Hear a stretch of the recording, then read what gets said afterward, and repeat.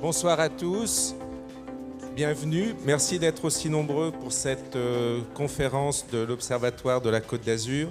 Comme certains d'entre vous le savent, c'est un cycle qu'on essaye de mettre en place depuis le début de l'année, c'est-à-dire comme on a l'Observatoire de la Côte d'Azur, qui est un des grands établissements en France dédiés aux sciences de la Terre et de l'univers, et c'est de donner, faire profiter aux Niçois justement de l'actualité scientifique sur des thèmes dont vous entendez parler à la télévision, à la radio.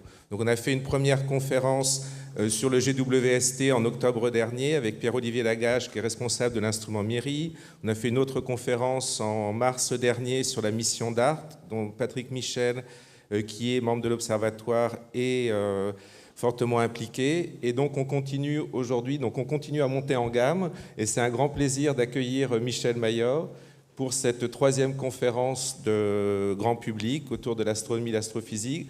Comme vous le savez, Michel Mayor a reçu le prix Nobel de physique pour la découverte de la première exoplanète. Donc c'est vraiment un grand privilège d'avoir Michel qui vient donner cette troisième conférence et faire profiter donc aux Niçois et la communauté niçoise de cette découverte et de ce que ça implique sur un thème qui nous intéresse un petit peu tous, c'est-à-dire est-ce qu'il y a d'autres planètes et d'autres terres semblables à la Terre, d'autres planètes semblables à la Terre. Donc je vais laisser Michel parler. Avant ça, comme c'est un cycle qui est fait en collaboration avec la métropole, on était initialement au CUM, il y a eu un petit problème d'agenda avec le conseil de la métropole, donc on se retrouve dans cette très belle salle aujourd'hui, mais je pense que de voir une salle remplie comme ça, tout le monde a bien vu qu'il y avait un changement d'adresse.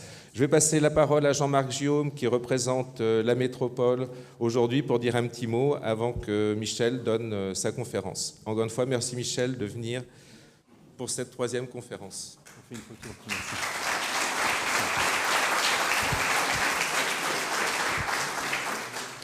Alors, mesdames et messieurs, monsieur le directeur de l'Observatoire, on est très honoré ce soir de vous recevoir, monsieur Michel Mayor. Et au nom du maire-président de la métropole, je vous offre un petit cadeau, tout simple. Il y a 2 bouteilles de vin de Belley. On a un vin... Et on m'a dit, alors il a une particularité, ce vin, quand on le boit, on voit mieux les étoiles. Enfin, c'est ce qu'on m'a dit, vous me direz. Voilà, peut-être on en voit plus. Et 2 ouvrages sur Nice, et on est très honoré vraiment de vous recevoir. On peut l'applaudir, vraiment, c'est super pour nous. Merci beaucoup. Ah, vous avez le micro.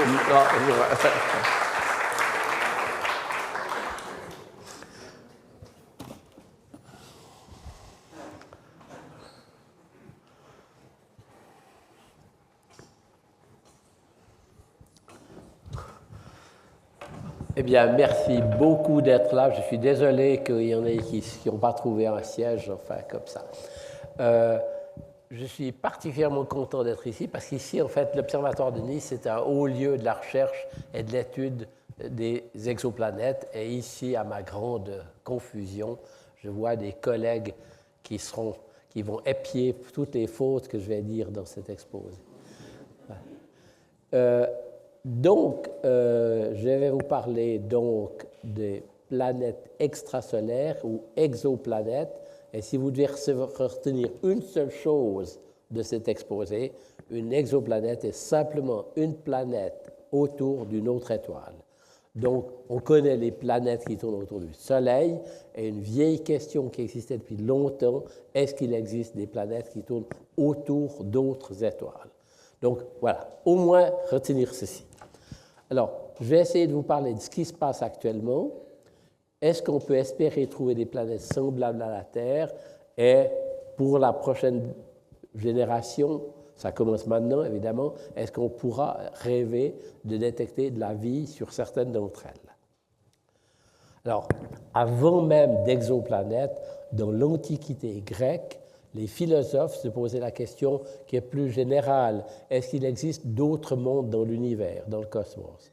Alors, certains de ces mondes étant identiques aux nôtres, d'autres différents, et même plus loin, dans la même fameuse lettre d'Épicure, au IIIe siècle avant Jésus-Christ, eh bien, il pense que sur certains de ces mondes, il pourrait y avoir des espèces vivantes, et pas sur d'autres mondes.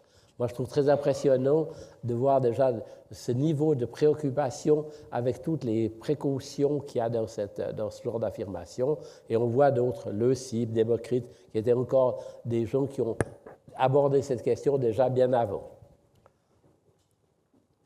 En fait, contrairement à ce qu'on peut fréquemment croire, à savoir que c'est surtout les philosophes grecs qui ont été actifs dans ce domaine, en fait, tout au long des 2 derniers millénaires, on trouve, et ça c'est qu'un résumé absolument infime, des philosophes, des théologiens et plus tard évidemment des scientifiques qui se sont posés des questions. Alors, il y en a une par exemple de Albert Le Grand, qui était un théologien, philosophe allemand du XIIIe siècle, qui dit « Existe-t-il plusieurs mondes ou n'y en a-t-il qu'un ?» C'est une des plus nobles et exaltantes questions dans l'étude de la nature. Et exactement dans le même siècle, l'évêque de Paris demande la permission au pape, Jean XXI, de pouvoir enseigner à la Sorbonne qui venait d'être créée la question de la pluralité des mondes. On voit donc qu'il n'y avait pas une opposition de principe à cette idée, bien au contraire. Et puis évidemment, il y a l'événement de Giordano Bruno, qui était un moine du XVIe siècle, enfin juste comme ça, qui lui n'était pas un scientifique, mais il a eu cette vision très claire, à savoir le Soleil est une étoile, elle est plus brillante simplement parce qu'elle est plus près. Ça paraît trivial comme affirmation maintenant, mais à l'époque, ça ne l'était pas. Et puis il dit, les autres étoiles doivent être entourées aussi de planètes comme l'est notre Soleil. Donc ça, il avait cette affirmation remarquable de vision, bien que, comment dire, qui n'était pas du tout basée sur une analyse scientifique. Et puis, il y a ces 2 papiers presque simultanés des philosophes Emmanuel Kant et puis du scientifique Simon Laplace, qui disent les systèmes planétaires, pour se former, doivent avoir un disque, une nébuleuse autour de l'étoile pour expliquer le fait que toutes les étoiles, toutes les planètes tournent dans le même sens et dans un disque. Alors, ça, c'est qu'un résumé extrêmement court de l'histoire de ce domaine. Voilà, juste pour dire, le but est simplement de montrer qu'on n'est pas les premiers à se poser des questions à ce sujet. Et par exemple, vous regardez cet atlas de 1742, vous regardez dans le coin ici, et vous voyez que les étoiles lointaines, que les gens... Ça, c'est tout le système solaire qui est là. Eh bien, les étoiles lointaines, eh bien, sont déjà illustrées avec des systèmes planétaires.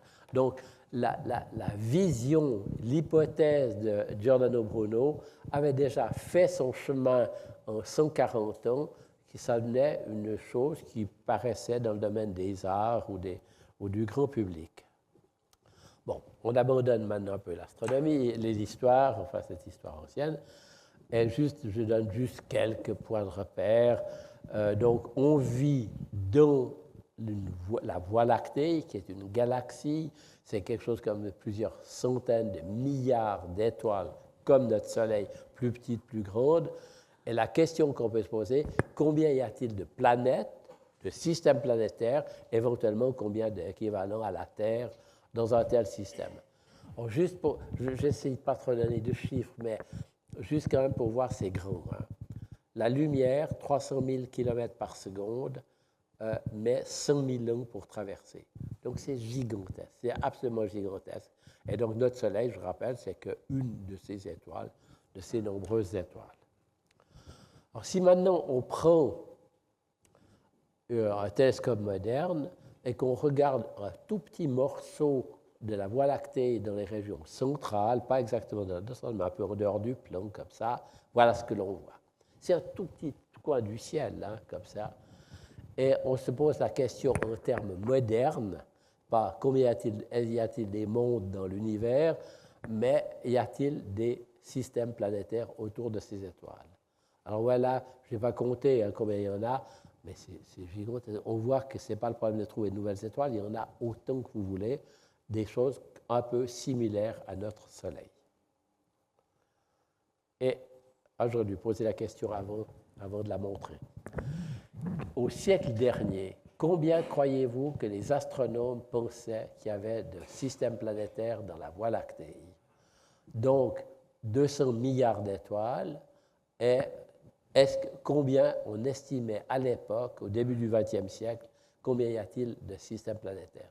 Et là, vous avez un diagramme qui illustre ici l'estimation faite par ces éminents collègues en fonction des années, ici, donc le milieu du XXe siècle, c'est à peu près par là, et donc des gens comme Sir James, qui était astronome à Cambridge, Shapley à Harvard, etc., eh bien, estimaient qu'il n'y avait pas d'autres systèmes planétaires dans la Voie lactée. On était unique, ou éventuellement, il y en avait un ou deux, quelques-uns, mais très peu.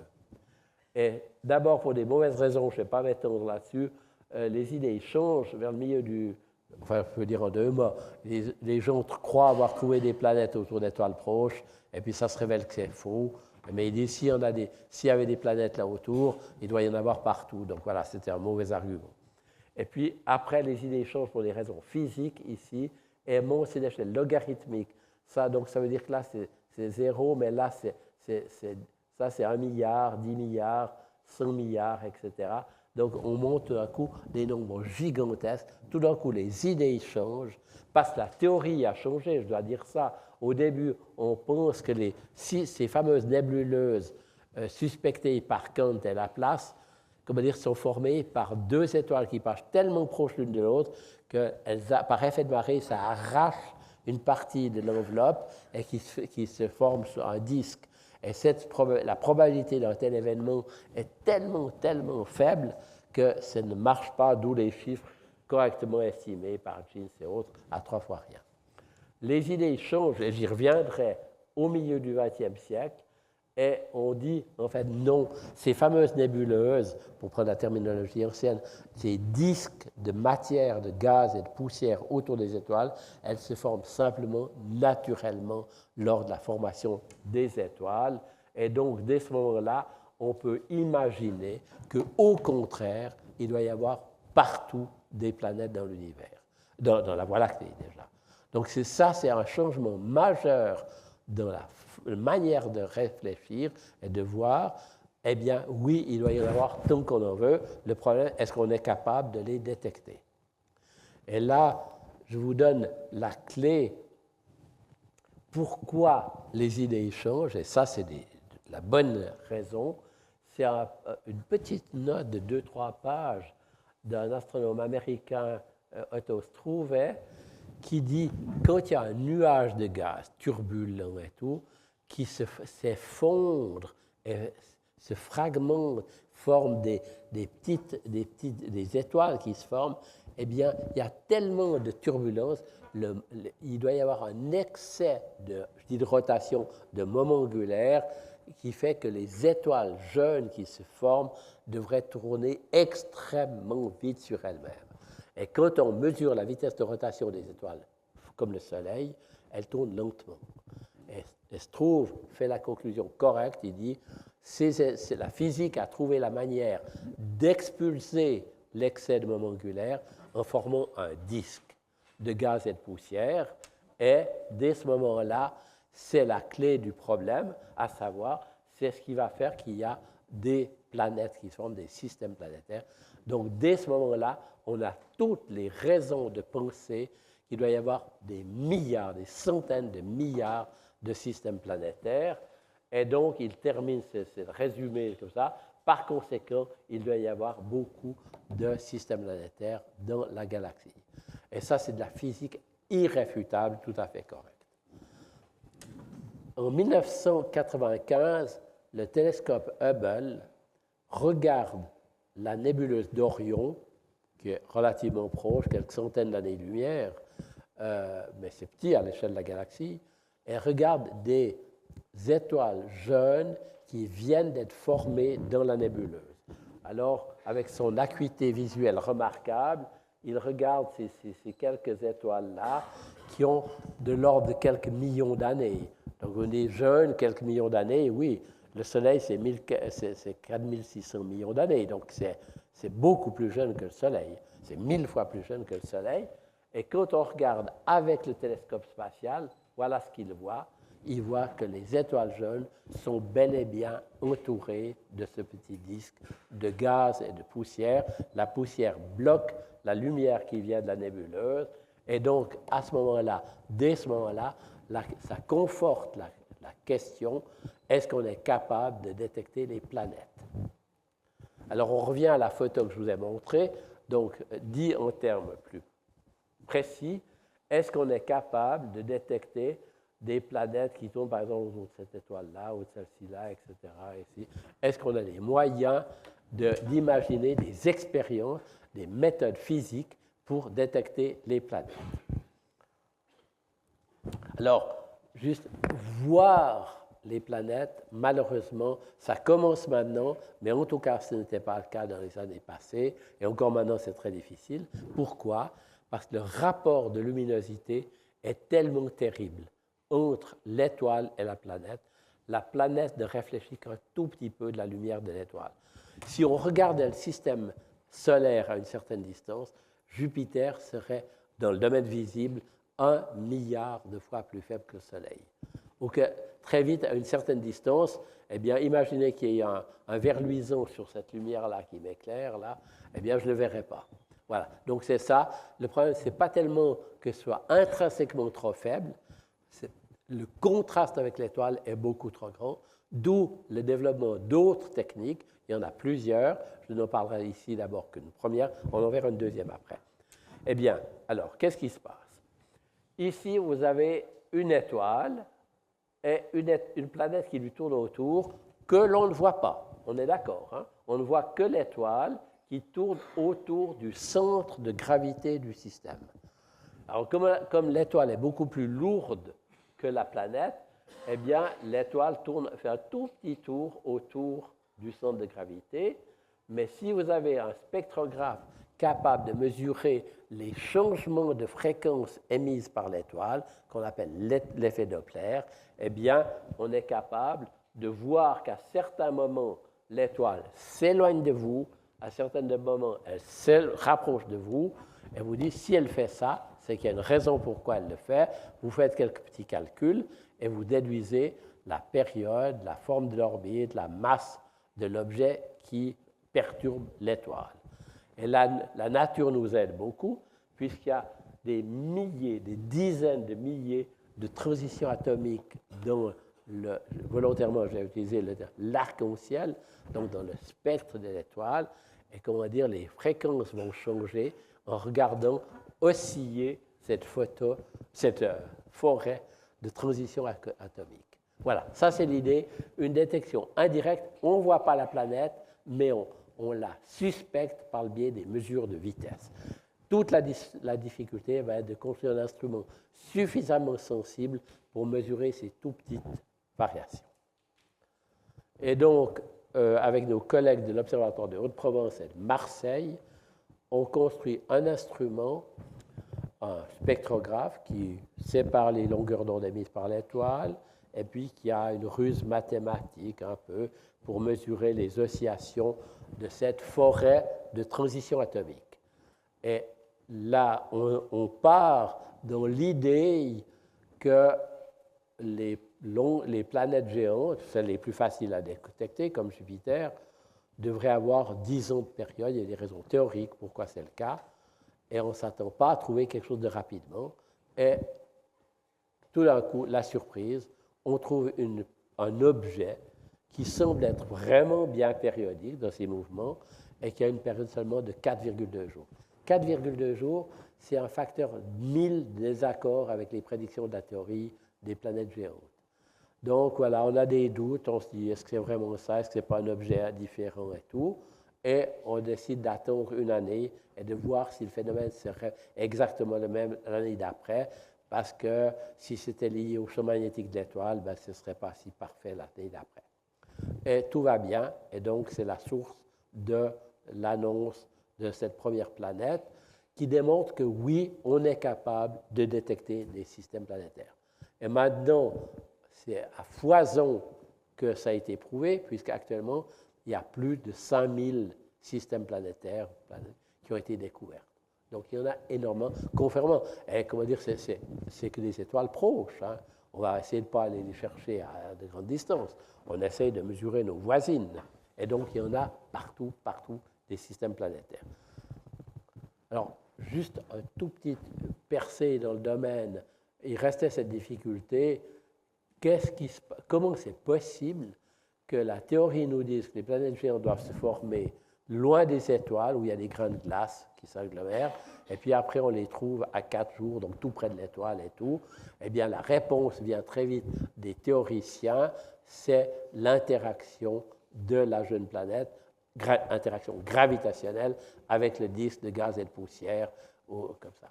Voilà, donc en gros, c'est pas fini l'histoire, c'est comme dire, l'idée de base est peut-être simple, le détail après est plus compliqué. Mais on comprend maintenant pourquoi on peut avoir des planètes géantes qui sont sur les orbites serrées. Maintenant, je change un tout petit peu de domaine, et là, je vous présente cet instrument merveilleux qui a été mis il y a une dizaine d'années en service dans le nord du Chili, à 5000 mètres d'altitude, sur un altiplano, donc une grande plaine à 5000 mètres d'altitude, il y a une soixantaine d'antennes de 12 mètres de diamètre, c'est gros déjà, qui regardent en même temps le même objet de l'univers. Alors, elles travaillent dans les ondes submillimétriques, donc plus courtes que les ondes de télévision, et comme ça, une sorte de radiotélescope, comme ça. Et l'instrument est fait de telle manière que l'on combine le rayonnement reçu de toutes ces antennes en un seul endroit, où il y a un superordinateur qui est ici, qui va brasser, analyser tout ça pour avoir une résolution, une sorte de super paire jumelle dans le domaine radio, pour voir le gaz froid dans l'univers. Quand je dis gaz froid, c'est la formation des galaxies, formation des étoiles, formation des planètes, matière interstellaire, etc. Instrument fabuleux qui, évidemment, certains collègues à ce moment-là se disent « Tiens, ça vaudrait la peine d'essayer de regarder. Ah, ça, c'est simplement touristique. Hein, c'est pour montrer que c'est beau. » Alors, ces collègues s'intéressent à une région de formation de planètes, d'étoiles, mais beaucoup, beaucoup plus petite que la nébuleuse d'Orion.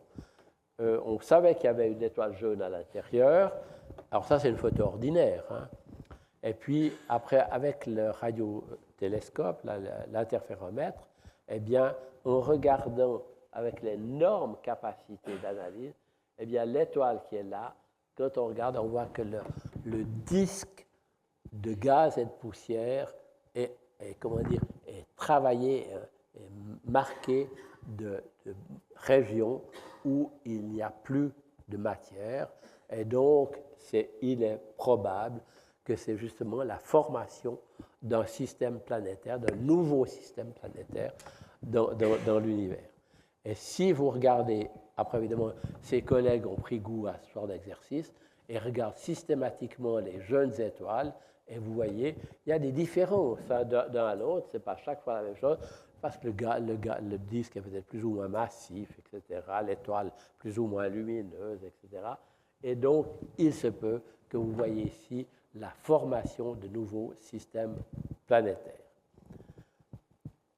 Alors, je reviens plutôt à mon propre domaine de travail. Eh bien, après la découverte, on a découvert une centaine de planètes, ou même plus, à l'Observatoire de Haute-Provence. Mais on a eu le goût d'essayer de développer un instrument plus précis. Ça veut dire quoi? Capable de mesurer des plus petites variations de vitesse.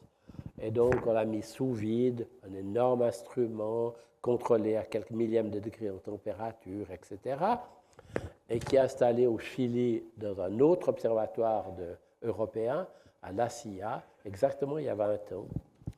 Voilà, et cet instrument a travaillé d'une manière merveilleuse au cours des 20 dernières années.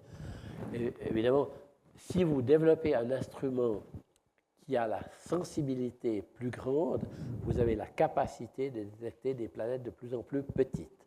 Alors juste pour regarder, pour moi, c'est vraiment étonnant de voir ce qui s'est passé au cours des 50 dernières années, ou à peu près. Notre premier spectro, qui était très différent, eh bien, on arrivait à 300 mètres par seconde. Ça, On était capable de dire si un avion supersonique venait vers nous ou il partait. Hein, c'était pas... Mais pour l'étude des galaxies, c'était déjà bien. Et puis, elle a dit, celui qui a permis la découverte de la première planète, 13 mètres par seconde, déjà facteur 20 hein, d'amélioration en quelques années. Et puis, vous avez HARPS qui arrive, qu'on a vu avant sur la dernière image, on arrive à 1 mètre par seconde. Vous avez imaginé une étoile qui se trouve à peut-être 100 années-lumière, donc c'est vraiment loin. Et puis, vous êtes capable de voir qu'elle varie, sa vitesse varie à 1 mètre par seconde. 1 mètre par seconde, c'est à peu près la vitesse d'un piéton. Et puis maintenant, il y a un instrument qui a été mis en service au Chili et qui a la capacité de collecter la lumière venant de 4 télescopes de 8 mètres et qui arrive à une précision de l'ordre de 0,1 mètre par seconde. Voilà, c'est juste le gain de précision. Donc, la capacité de trouver des plus petites planètes a considérablement augmenté. Alors ça, c'est une autre manière de voir les choses. Ce n'est pas mis à jour. Mais les années 1995, 2015, 51 Pégase qui est là, et on voit non seulement la quantité de découvertes, mais surtout la limite inférieure qui descend, à savoir que si là c'était dans le domaine des Jupiters, là on vient dans le domaine des Terres. Voilà, donc ça montre que les choses vont bien. Et je vous montre juste, parmi les 5000 planètes découvertes, je vous en montre un système. Qu'est-ce qui se passe? Vous êtes dans un observatoire, vous mesurez la vitesse d'une étoile, vous mettez un petit point rouge ici. Dans un diagramme, le numéro de la nuit, vous mettez le petit point bleu. Vous remesurez, vous remesurez, vous remesurez. Après, vous attendez, je ne sais pas, un mois, après l'année suivante, vous remesurez. Et quand vous avez fait ça pendant plusieurs années, eh bien, vous regardez qu'est-ce que ça veut dire. Et là, vous voyez que ce n'est pas une seule planète, parce que si c'était une seule planète, ça ferait comme ceci. S'il y avait 2 planètes, ça ferait quelque chose comme ça. Et là, c'est la signature de 3 planètes qui ont toutes à peu près la masse de Neptune. Donc, plus grandes que la Terre, mais c'est pas vraiment c'est plus des planètes géantes. Voilà. Donc ça, après, tout le jeu revient à analyser des centaines de mesures de ce genre-là. Après 20 et quelques années, qu'est-ce qu'on a découvert? Eh bien, que les systèmes planétaires n'étaient pas tous les mêmes dans l'univers. Notre système solaire n'est de loin pas un modèle unique pour ce qu'on voit comme ça. Actuellement, il y a des périodes de planètes qui ont été découvertes qui ont quelques heures jusqu'à quelques années. Donc, c'est long. Les masses, il y en a des plus petites que la masse de la Terre, et il y en a qui sont beaucoup plus grandes que Jupiter, plus massives que Jupiter. Dans le système solaire, les grandes planètes, elles tournent plus ou moins sur des cercles. Et là, on trouve des planètes qui ont des orbites extraordinairement elliptiques, etc. Les systèmes multiplanétaires, on va y revenir, on en trouve plusieurs, hein, comme dans le système solaire. Il y a des systèmes avec beaucoup de planètes. On trouve aussi, alors ça c'est plus surprenant, des systèmes planétaires où si vous avez l'étoile qui tourne comme ça, le système notre système solaire, l'écliptique, le plan des orbites des planètes, c'est plus ou moins perpendiculaire à l'axe de rotation du Soleil. Et là, on trouve des planètes qui ont des orbites comme ça, voire qui tournent dans le mauvais sens. Voilà, on commence à voir que c'est vraiment, ça devient plus compliqué que simplement une image naïve qu'on pouvait avoir. Puis alors, donc, on continue à chercher des planètes, et en fin 99, eh bien, on s'intéresse à une planète qui avait une période orbitale de 3 jours et demi. Et on collabore avec des collègues américains, et on leur demande de regarder si, à une heure particulière, où on peut prédire cette heure par les mesures des vitesses, est-ce que la planète passe devant. Et ça, c'est le coup de chance. Exactement à l'heure, à quelques minutes près, à l'heure prédite, eh bien, on voit que la luminosité, en fonction du temps, eh bien, la luminosité de l'étoile baisse de 2%, à peu près 1,5, comme ça. Simplement, on pourrait dire que c'est une éclipse. Bon, dans la terminologie ici, on utilise le mot de transit planétaire, vous avez l'étoile, la planète passe devant. Et ça, c'est merveilleux. Comme ça. Parce que, d'abord, nos collègues américains demandent du temps et, d'une manière assez astucieuse, utilisent le télescope Hubble pour remesurer le même objet la saison suivante et regarder la qualité des mesures quand on est en dehors de l'atmosphère terrestre. Alors ça, c'est le point. Alors, immédiatement, on se dit, alors ça, on va le faire à grande échelle. Hein, comme ça. Et l'autre chose, c'est que vous ressortez vos livres d'école, l'effet Doppler vous donne la masse, la dimension de la planète, puisque le contraste, c'est une mesure de la dimension de la planète, ça vous donne la dimension de la planète, vous saurez calculer la densité moyenne de cette planète, et vous voyez que c'est 0,3 grammes par centimètre cube. C'est 3 fois, en moyenne, hein, surtout comme ça, c'est 3 fois plus dilué que de l'eau. Donc, ça vous, par exemple, Saturne, c'est 0,7 grammes par centimètre cube. Donc, on voit que c'est réellement une sorte de preuve directe qu'il s'agit de planètes géantes gazeuses. Pour les derniers, comment dire, qui n'y croyaient pas à cette époque. Alors maintenant, regardons ce graphique. Je suis désolé, de temps en temps, c'est en anglais. Alors, qu'est-ce qu'on peut en tirer de l'étude des transits? Alors, vous avez l'étoile ici, vous avez l'orbite de la planète. Quand elle passe devant l'étoile, on a vu qu'on peut mesurer le flux baisse, donc on mesurait le diamètre relatif. OK. Ça vous donne la dimension de la planète. Quand elle passe derrière, l'atmosphère de la planète est chaude. Quand elle est derrière, vous ne recevez pas ce rayonnement infrarouge. Donc la baisse de rayonnement infrarouge ici vous donne une mesure de calculer la température de l'atmosphère de la planète. Alors c'est bien, mais il y a encore mieux. Si on regarde ici, ce petit cercle bleu ici, c'est l'atmosphère de la planète qui filtre les rayons qui viennent de l'étoile. Et donc, si on compare le spectre, donc les longueurs d'onde émises par l'étoile, quand la planète est devant ou derrière, eh bien, il y a des petits changements. On voit des petits changements qui sont probablement parce que le filtre dépend de la couleur dans laquelle vous observez. Et ça vous donne accès à la composition chimique de l'atmosphère de la planète. C'est fabuleux. On ne les voit pas, et néanmoins, on en est masse, rayon, inclinaison de l'orbite, et puis composition chimique. Et ça, on y reviendra. Je pense que c'est le domaine le plus chaud des 10 ou 20 prochaines années. Alors, donc, j'ai dit, quand la planète passe derrière, baisse de la luminosité infrarouge, et donc, on voit dans l'infrarouge, on voit baisser de moins d'1 millième la luminosité infrarouge de l'étoile. Et on trouve la température de l'atmosphère.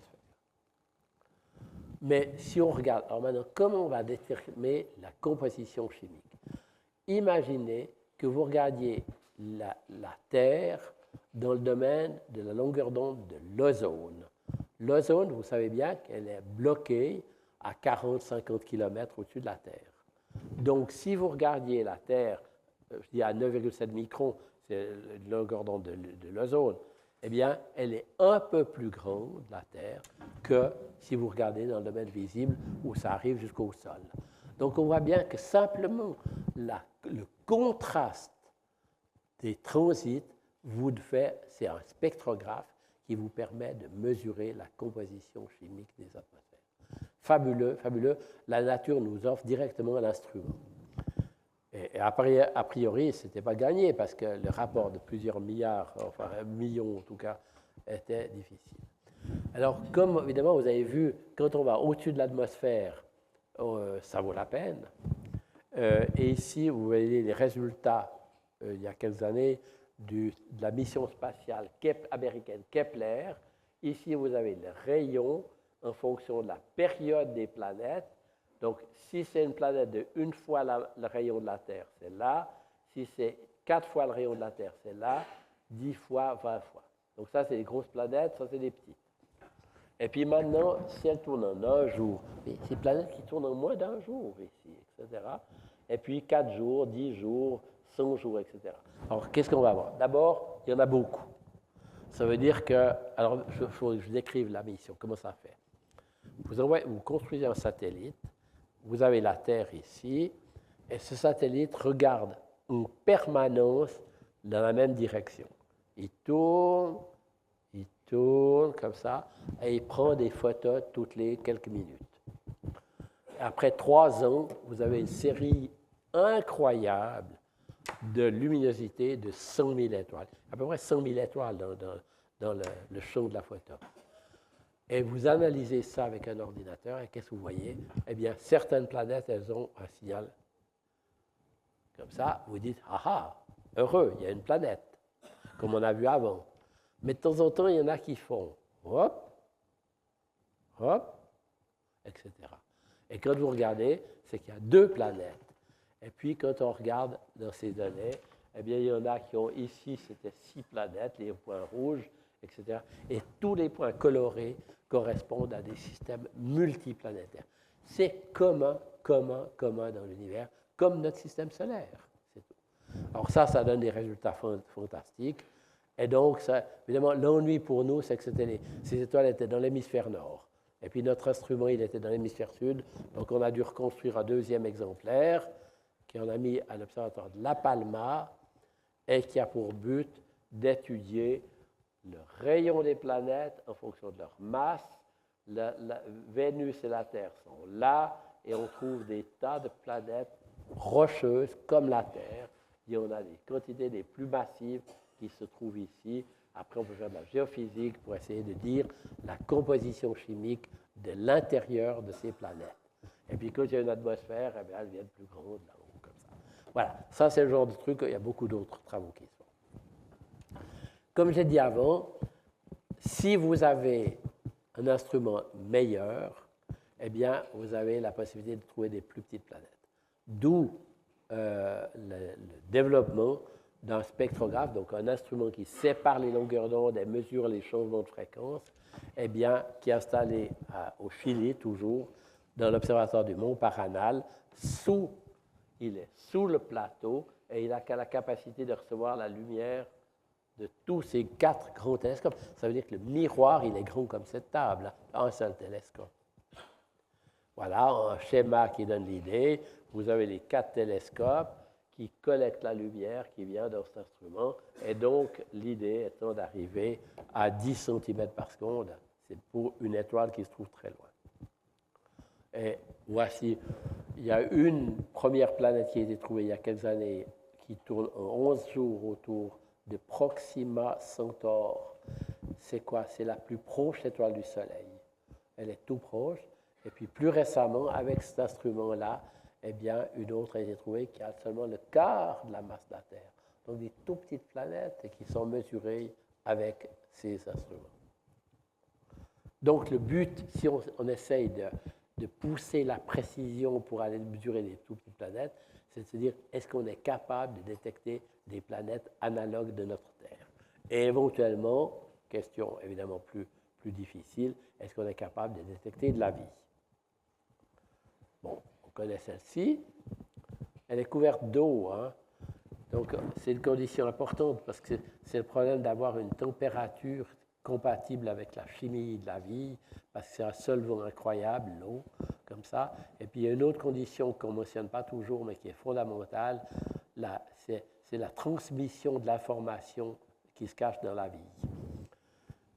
Vous avez une cellule, elle fonctionne, elle a toute son information qui est stockée dans le code génétique de cette cellule, et elle veut le transmettre à sa fille quand elle se sépare en deux, au moyen de transférer l'information de cette longue chaîne qui est l'acide, l'ADN.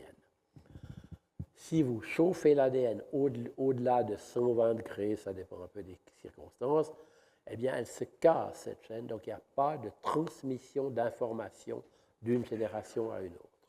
Si vous refroidissez au-dessous de moins 20, ou ça on peut discuter, eh bien, comment dire, c'est tellement long la chimie qu'il n'y a rien d'intéressant qui se passe. Donc on voit que le domaine plus ou moins de l'eau liquide est le domaine aussi où la transmission de l'information qui est inhérente à la notion de vie eh bien, peut se faire. Donc, quand des astronomes cherchent des planètes rocheuses mouillées, c'est parce qu'ils veulent simplement que le transfert d'informations puisse se faire. Et puis qu'il y ait un solvant pour favoriser les réactions chimiques. Donc, allez, en route pour la prochaine révolution copernicienne. Donc, copernicienne, la Terre n'est pas au centre de l'univers. Ici, c'est est-ce que la vie est unique dans l'univers?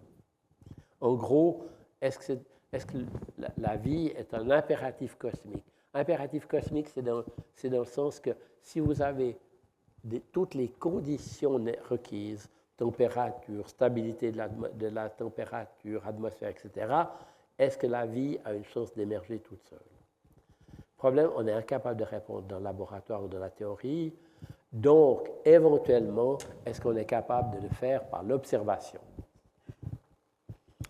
Alors, ça c'est une photo, ce n'est pas un dessin. Alors, si vous avez une photo dans une longueur d'onde particulière qui met en évidence les défauts du Soleil liés au champ magnétique. Et à la même échelle que ce Soleil, vous avez les planètes du système solaire et la Terre, elle est là. Alors, vous voyez la difficulté. On cherche à voir bouger, changer la vitesse du Soleil ou d'une autre planète comme elle, due à ce tout petit truc-là, qui est 300 000 fois plus léger. Autre problème, vous voulez voir passer cette planète là-dedans et voir comment les changements de contraste de différentes longueurs d'onde. Voilà, c'est juste pour vous dire, n'attendez pas la réponse l'année prochaine. C'est difficile, c'est difficile. En plus, il y a des difficultés fondamentales sur la définition de qu'est-ce qu'on doit regarder dans les transitions atomiques. Alors, je vous montre que ce Soleil, il est imparfait. Notre Soleil, il n'est pas terrible. Et donc, des collègues ont développé un petit télescope de 10 cm qui se trouve à côté de la coupole où on a notre spectrographe HARPS qui marche si bien. Et il mesure, ce petit télescope mesure en permanence, tous les jours, en continu, la vitesse du Soleil. Vous allez me dire, oui, on la connaît, la vitesse du Soleil. Ben oui, la vitesse théorique, on la connaît, mais à cause de toutes ces irrégularités liées au champ magnétique du Soleil, eh bien, la vitesse apparente se modifie. Et ça, c'est très, très mal connu. Et ça nous embête comme ce n'est pas possible, parce que si on veut arriver à 0 mètre par seconde, eh bien, il faudrait maîtriser ce genre de problème. Alors voilà, par exemple, un type de résultat qui a été obtenu. Vous voyez la vitesse en fonction du temps. Ça, il y a 750 jours, 900 jours, donc il y a plusieurs centaines de jours. Et vous voyez, la vitesse apparente du Soleil change de l'ordre de 1 à 2 mètres. C'est énorme, c'est 10 fois plus, 20 fois plus que ce qu'on cherche à mesurer. Et donc, les gens vont être intelligents, développer des nouveaux systèmes d'analyse, filtrer ça par des méthodes mathématiques. Et par exemple, voilà, le même signal, traité, torturé mathématiquement, eh bien, arrive à 0,65 mètres. C'est bien, mais c'est comme un peu plus grand que ce qu'on cherche à faire. Et donc, actuellement, il y a beaucoup de personnes qui travaillent aux différentes méthodes pour voir qu'est-ce qu'on peut faire pour améliorer. Alors, en particulier, il y a un jeune doctorant de chez nous à Genève il s'est dit il faut plutôt revenir à la physique de l'atmosphère. Le Soleil, c'est une sorte de grosse marmite qui cuit les régions extérieures. Il y a du gaz qui est chaud, qui monte, il rayonne, il se refroidit et il redescend. Et c'est tous ces petits grains de riz qu'on voyait avant sur la photo présente. C'est comme ça. C'est des milliers de cellules qui montent, qui descendent, etc. Et ici, la physique, certaines couleurs, certaines rayons atomiques sont plus sensibles à ces mouvements de vitesse. C'est énorme, hein? C'est de l'ordre de 1000 mètres par seconde, hein? C'est énorme. Et donc, de trier d'une manière correcte les rayons comme ça. Et en faisant ça, il a réanalysé toutes nos archives de vitesse sur 20 ans et plus, et il a trouvé une quantité de nouvelles planètes qui ont, vous voyez, tout d'un coup, la Terre, elle est là. Donc, on voit qu'on a gagné peut-être un facteur 5 sur la masse en traitant de manière intelligente le signal. très difficile. Alors actuellement, il faut prouver, parce que c'est un petit peu limite, il faut remesurer ces étoiles, être sûr que oui, vraiment, c'est une planète qui a la masse de, comment dire, ça c'est des amplitudes. Hein. Si on regarde en masse, ici, on voit que là, on avait des planètes ici, et puis on gagne un facteur presque 10, là. On n'est pas encore à la Terre. Hein. Voilà, juste pour un petit peu la cuisine. Et donc, le but, plus après, c'est de reprendre ce que j'ai dit avant sur la notion des transits planétaires, de faire le spectre de donc, la répartition des longueurs d'onde émises par l'atmosphère, analyser si on trouve des molécules qui sont typiques de la vie. Alors là, on est très loin encore de se mettre d'accord hein, sur ça. Mais donc, on sait comment le faire. C'est difficile, mais on sait comment le faire.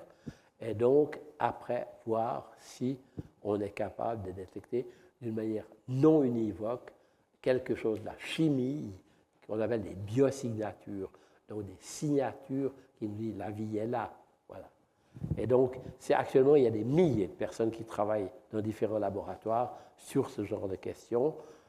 Donc, on est d'accord, hein, c'est une trivialité que je vais vous dire maintenant, il n'est pas question, même pour la plus proche, d'envoyer une fusée pour voir s'il y a de la vie. Hein. On ne peut que le détecter à distance. Évidemment, il faut beaucoup de photons, et ça, c'est le télescope de 39 mètres de diamètre qui est en construction au Chili. Il y a une erreur, ce n'est pas 2026, c'est 2028. Le Covid est passé par là. Tout a été retardé un peu. Alors, vous voyez, 39 mètres, le miroir, 39 mètres. Alors, vous voyez un camion-citerne, hein, ici. Voilà, c'est grand. Hein. Donc, alors, bon, il y a des ruses optiques après pour corriger les défauts de l'atmosphère. Ça, c'était l'état il y a 3-4 ans. Donc, ils ont coupé le sommet de la montagne et préparé le plateau pour recevoir d'abord tout ce qui supportera la coupole et le télescope. Voilà. Et juste pour comparer, quand j'ai fait mes études, eh bien, le plus grand télescope au monde était celui-ci, le Palomar, avec ses 5,08 m. Et on disait, c'est le plus grand télescope qu'on ne pourra jamais construire, pour différentes raisons. Et actuellement, le télescope de 39 mètres, eh bien, c'est ça. Bon, c'est un pavage d'hexagones, hein, ce n'est pas un seul bloc. Enfin, voilà. Donc, ça, c'est ce qui est en train de se passer, c'est absolument fabuleux. Ça, c'est le début du mois, au Chili. On voit que ce n'est pas qu'un rêve. Et ça commence, ça, c'est la coupole, hein, là. Ce n'est pas le télescope lui-même, mais qui est en train de s'ériger dans le désert d'Atacama. Bon, on n'oublie pas le James Webb, un petit télescope à cette échelle-là, 6,50 m, mais qui lui a l'avantage d'être dans l'espace et qui fait des découvertes fabuleuses ces jours. Et ça me permet de vous dire merci pour votre attention.